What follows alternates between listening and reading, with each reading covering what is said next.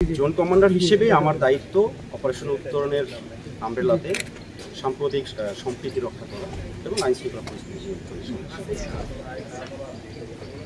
খাগড়াছড়ি শহরের বর্তমান আইন শৃঙ্খলা পরিস্থিতি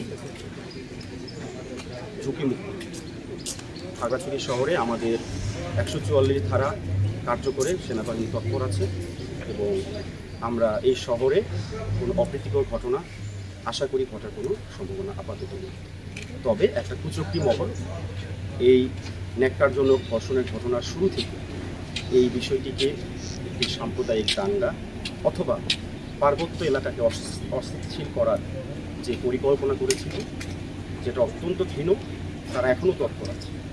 তো আমরা সজাগ আছি এবং তাদেরকে যেমন আমরা নস্যাৎ করেছি, ভবিষ্যতে খাগড়াছড়ি সদরে যদি কোনো পরিকল্পনা বাস্তবায়নের প্রচেষ্টা করা হয়, কঠোর হস্তে সেনাবাহিনী দমন করা যেতে।